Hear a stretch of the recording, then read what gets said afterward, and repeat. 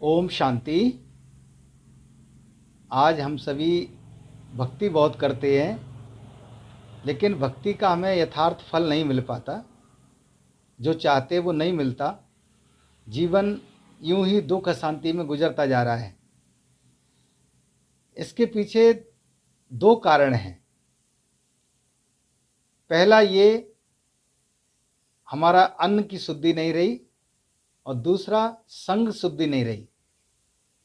संग दोष और अन्न दोष के कारण हमारा जीवन दुखी और अशांत हो गया। हमारा जीवन सुख शांति में था जब हमारा संग अच्छा था, अन्न अच्छा था, जैसे कि देवी देवताएं सतयुग के।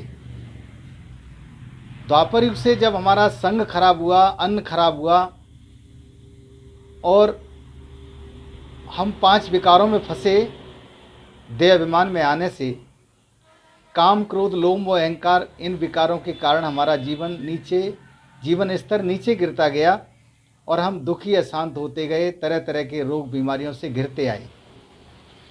अभी वर्तमान समय परमपिता परमात्मा इस धरा पर आए हैं हम सभी की पुकार सुनकर, और हम सभी को दो ही राय देते हैं कि बच्चे, एक तो अपना संग ठीक करो और दूसरा अन्न सही करो। अन्न सही करने से मतलब हम भगवान की याद में रहकर भोजन बनाएं, भगवान को अर्पित करें, उसके बाद भगवान की याद में उस भोजन को ग्रहण करें, तो हमारा मन शुद्ध हो जाएगा। दूसरा, अच्छे लोगों का संग करें, परमात्मा का भी साथ करें, क्योंकि उसको हम सर्व संबंधी कहते हैं। तो परमात्मा का साथ और अच्छे लोगों का साथ और ज्ञान का श्रवण करना, मनन चिंतन करना, इससे हमारा संग अच्छा होगा। इसी को सत्संग कहते हैं।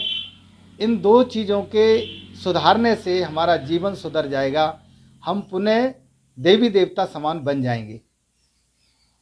इस ज्ञान युक्त जीवन से, सत्संगमय जीवन से जब हम एक दो के संपर्क में आएंगे, व्यवहार में आएंगे, तो हमारी सबसे मित्रता भाव रहेगा।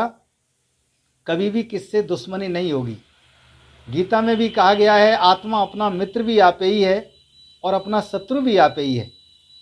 अगर हम किसी के प्रति दुर्भावना रखते हैं, किसी के प्रति गलत सोचते हैं, तो हम अपना शत्रु बन जाते हैं।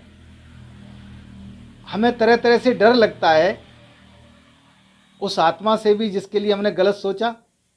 और अगर हम सबके प्रति शुभ भावना रखते हैं, अच्छी भावना रखते हैं, सबके कल्याण की भावना रखते हैं, तो हम अपने ही मित्र बन जाते हैं। इस मित्रता भाव से सब तरफ का वायुमंडल एक रमणीक वायुमंडल हो जाता है, प्रेममय वातावरण बन जाता है, जिसको ही हम स्वर्ग कहेंगे, राम राज्य कहेंगे। उस राम राज्य की विशेषता है कि जहाँ शेर और गाय भी इकट्ठे जल पीते थे। जब शेर गाय इकट्ठे जल पिया करते थे तो मनुष्य तो और भी प्रेम से रहते होंगे। तो ऐसा ही प्रेम से रहना परमात्मा हम बच्चों को सिखा रहे हैं। इसके पीछे दो कारण और रहे कि हम एक तो अपने आप को भूले थे, दूसरा परमात्मा पिता को भूले थे।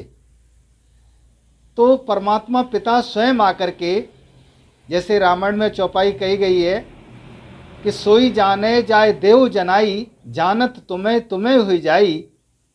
अर्थात हम ईश्वर के द्वारा ही जान सकते हैं। तो वो परमात्मा पिता आकर हमें स्वयं अपनी पहचान दे रहे हैं। हम आत्मा की सच्ची पहचान करा रहे हैं कि बच्चे, तुम शरीर नहीं हो, तुम एक आत्मा हो जो अजर अमर अविनाशी हो, बहुत सूक्ष्म हो, एक लाइट हो, प्रकाश हो, जिसको दो आँखों के बीच भ्रकुटी के मध्य में जिसका स्थान है, और आत्मा ही इस शरीर में विराजमान होकर इस शरीर की सारी इंद्रियों से कर्म करती है। तो हम अपने आप को वास्तव में पहचानते हैं जब परमात्मा के द्वारा कि मैं एक आत्मा हूँ, शुद्ध चैतन्य और पवित्र आत्मा। तो मेरा पिता परमात्मा भी पवित्रता का सागर, शांति का सागर। पिता परमात्मा को प्यार से याद करें, अपने को आत्मा समझकर, और खान पान की शुद्धि करें, संग अच्छा रखें, गलत लोगों का संग न करें, तो हमारा जीवन फिर से खुशहाल हो जाएगा। और अपना परिवर्तन करेंगे तो अपने परिवार का परिवर्तन होगा, परिवार से गांव का होगा, गांव के परिवर्तन से देश का परिवर्तन होगा और देश के परिवर्तन से विश्व बदल जाएगा और सारा विश्व सुखमय संसार बन जाएगा। ओम शांति।